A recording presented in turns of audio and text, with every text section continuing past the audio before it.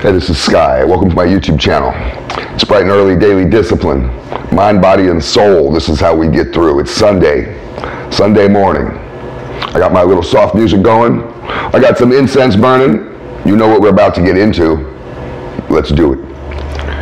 Sunday study group for warriors. If you're new to the channel, this is how we get down every Sunday. I got a whole bunch of notes and things written down from my studies. I hope you guys are staying up on your study. First thing that I wrote down, it's not the first thing I wrote down, but it's the first thing I want to talk to you guys about. This is really a question to myself, but it's a question to many of you. Have you noticed that for as long as you've been here, you have yet to fulfill your purpose? That's kind of depressing, isn't it? Some of us have been here for a long time. Some of the time we've been here may have not actually been that long on the calendar. I mean, I'm 50 years old. I talk to people who are 80 years old, so it's all relative, right? But how you do your time is up to you. My life has felt long. I don't know how long your life has felt. My life has felt long. Long. I know I still got more. Some of you are like, you're young. I know, I've been through a lot. And I have yet to fulfill my purpose. I don't know if I ever will. I start to wonder, to question, will I ever fulfill my purpose? And I realize for me, personally, it doesn't matter. All that matters is that I try. When I get up to heaven, I may not have much to show other than the fact that I tried. I'm one trying-ass motherfucker. That's all that matters. It's how hard you try. That's all I expect out of somebody who's on my team, is that they try hard.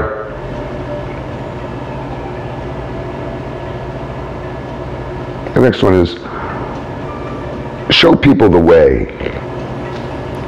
Be the light. Be an example of greatness. It's hard to do. You have to remember that people are watching you. There's little kids watching you as they drive by in their cars when you're in traffic. There's people watching you everywhere you go. There's people looking to you, and you don't even realize it. There's people out there that are expecting you to live up to a certain greatness. That's why they look to you. They recognize the strength in you, and they look to you and say, what's that guy doing? And the relationship that you have with these people, you don't even know them, but the relationship that you have with them, with everybody, is you have a duty to be the light and to be the example for others. Let's go to the next one.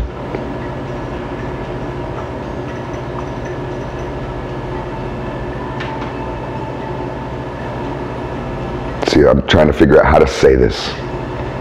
I'll just read it how I got, and we'll figure out how to hash it out. Sometimes I write in a shorthand. I don't always write in full sentences. So even myself, I'm like, what did I even say here? But I think this might be a good one. We'll try it. Immature inner life. Some people are still immature inside. Inside, you're still a child. And I know what that's like. Finally, in the last 5 years, I'm 51, so in the last 5 or 6 years, since I was in my mid-40s, it's not really that long a time. This last 5 years is really when I've felt like an adult. I feel like an adult now. We're not talking about manhood. We're talking about adulthood. There is a slight difference. Not all of you feel like adults. For a long time, I just felt like an overgrown child, and it didn't mean I felt bad about myself. I felt a perfectly capable person. I can have a job, and I can be successful, but I was still kind of an overgrown teenager.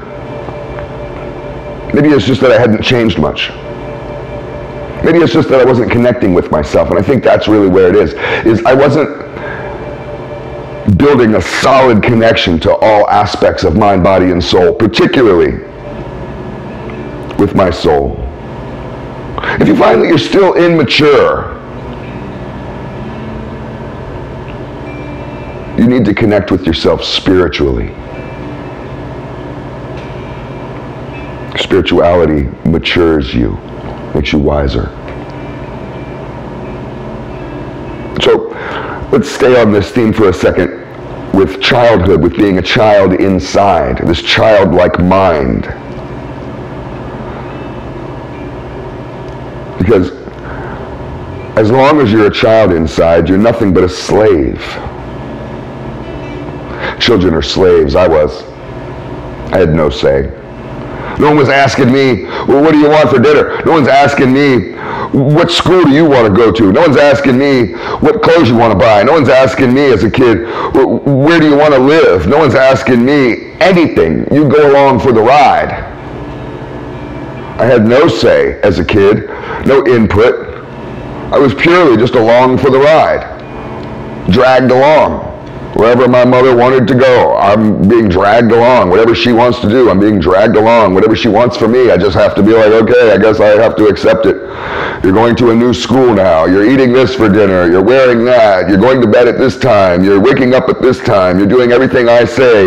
You don't have any rights legally as a child. Like legally, you have no actual rights. Your parents can beat the fuck out of you in the grocery store, and as a little kid, you can't wave to a cop and be like, help.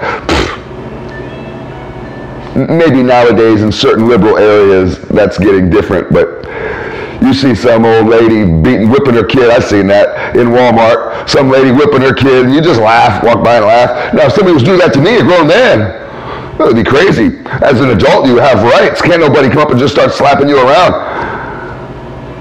As a kid, you're a slave. But that's not really the point of this.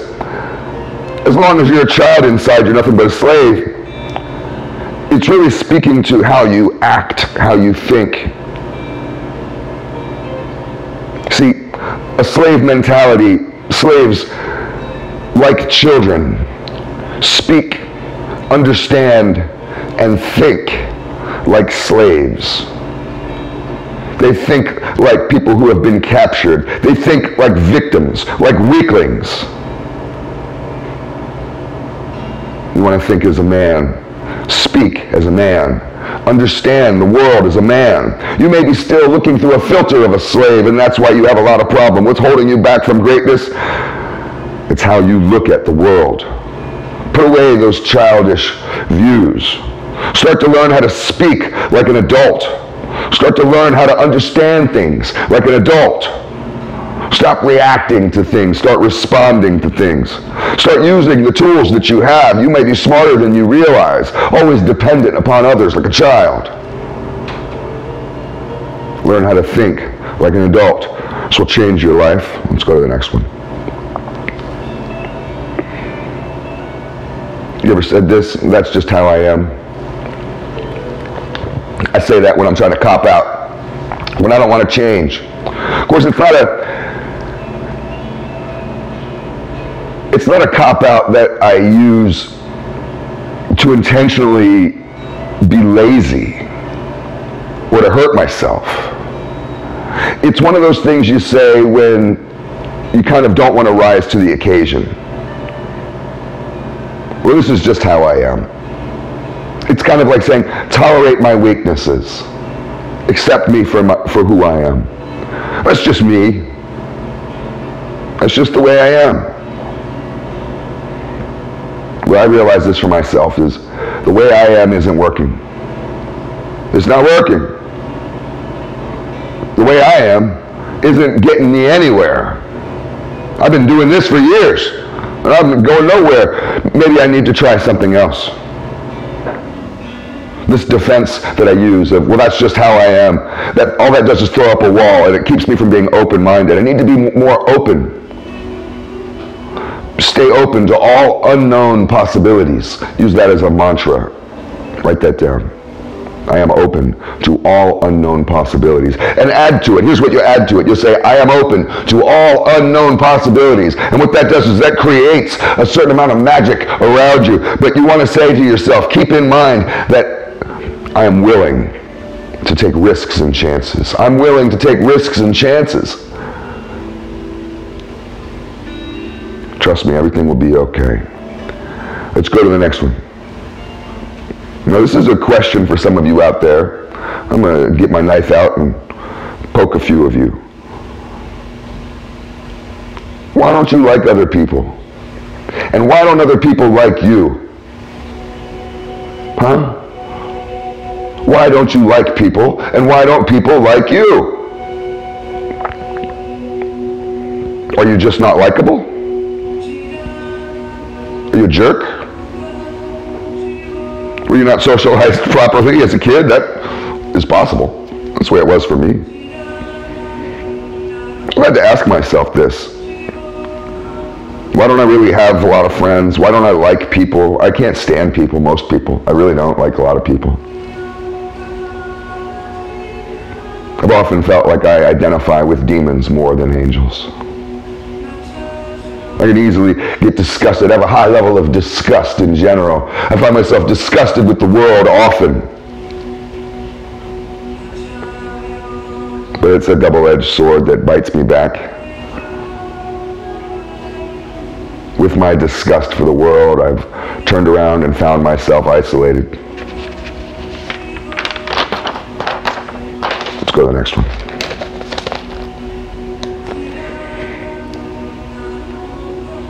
You know, it is possible, and you have to contemplate this, it is possible that you could be hindering your own blessings because you're too dedicated to a version of your life that you created. You're too dedicated to a story that you made up, to your version of things.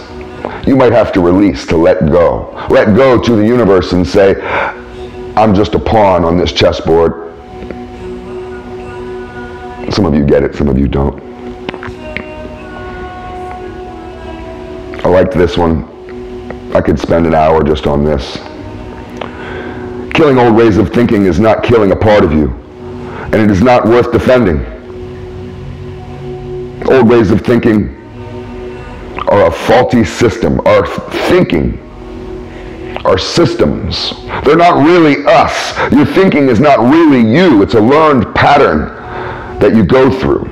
And that learning may be through negativity, it may be through abuse, it may be through stuff that was outside of your control. But it's not really you, it's your response. Your thinking is nothing but more than a reaction or a response.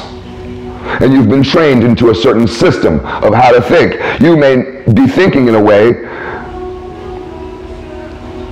that is holding you back.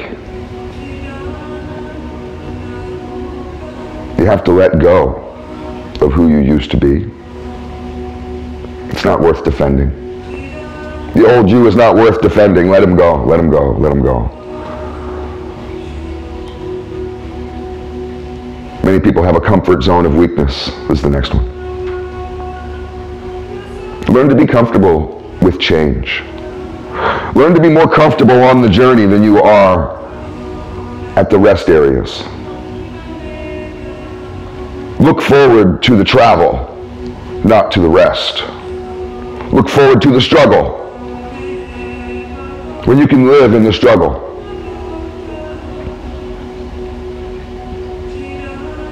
You'll start moving forward. I'll do another one. Let's see if we have time for it. I know this is getting long. Find a prayer partner.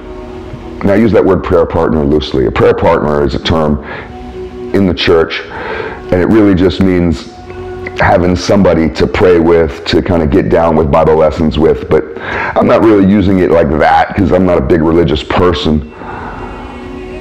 But it is there's value in sharing a certain level of your spirituality with others, that side of you, that spiritual side of you, to have somebody that you can share that side of you. You may have people that you share your workouts with. You may have people that you share your political feelings with, or your thoughts with. You may have people that you philosophize with. But you want to find people, at least one person that you can share your spiritual side with. Now, they don't have to be a good friend. It could be someone at the bus stop that you see. I have spiritual kind of prayer partners that I see at the gym. I have a buddy of mine, this Dominican guy I see at the gym, and all we talk about is God stuff. All we talk about is spirituality. And I don't hang out with him any other place. I see him once in a while. He doesn't work out as much as me. But that's how we get down when I see him. And it feels like we both need it. We both get value. It's like we're mentoring each other, sharing worship, bonding over your blessings.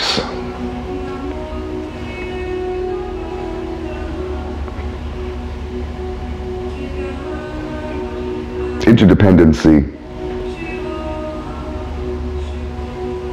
is the point, not independency. Stop trying to be so independent and look for interdependent. We have to build a team. We can't be islands to ourselves. We can't get through this alone. It's all food for thought.